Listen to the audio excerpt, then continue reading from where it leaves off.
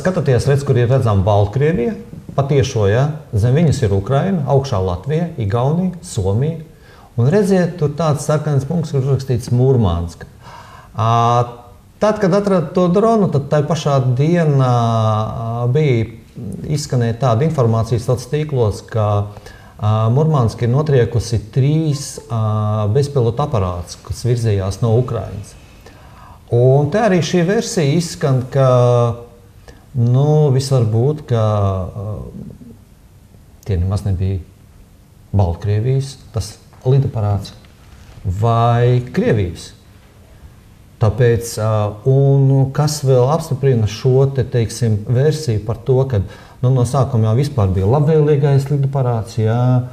Tad viena teica, ka viņš it kā no Baltkrievijas lidoja, tā pašā laikā citi izskanējot Latvijas mēdījos, ka tie tomēr no Krievijas, un tā tas arī nebija saprotams. Un ļoti fiksi pateica, ka nē, tas ir Krievijas, tas drons viennozīmīgi, kaut gan ne bildes, ne video tāds tiešām nopietnas, neko tas neapliecināja. Tās viss bija vienkārši vārda runas, un arī pie Donvora, kur Sprūts uzstājās. Ja? Godīgi sakot, no viņa teikt arī, pilnīgi nekas nebija skaidrs. Skaidrs bija tikai viens. Rezultāti būs oktobrī. Kāpēc oktobrī? Es nezinu, kāpēc tik ilgi vajag to laiku.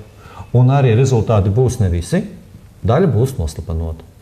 Versijas būs ļoti daudz. Kāpēc? Tāpēc, ka tāda ir komunikācija. Nepārliecinoša komunikācija, un ja komunikācija nav pārliecinoša, tad uz tā pamata rodas dažādas. Cilvēkiem, redziet, viņiem tomēr ir raksturīgi domāt.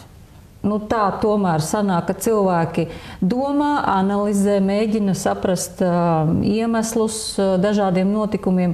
Nespējnieku komanda. Jā, un no šīs Bet tā jau pirmā reize klausies. No šīs pašas diskusijas mēs sapratām, ka joprojām nav arī apziņošanas sistēma. Es nezinu, kad viņi varētu būt gatavi.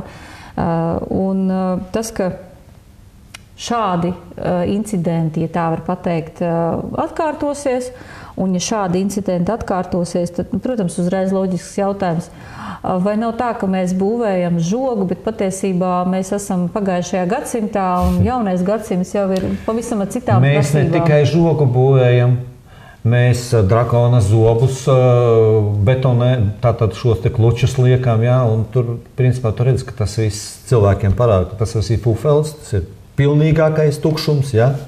Tā ir pilnīgākā naudas izšķiešana, tāpēc, ka tagad šī te jaunā pieeja, ja kas, tad viņai pilnīgi ir uzpļauta gan uz to žogu, gan uz tiem pūķa zobiem un tā tālāk.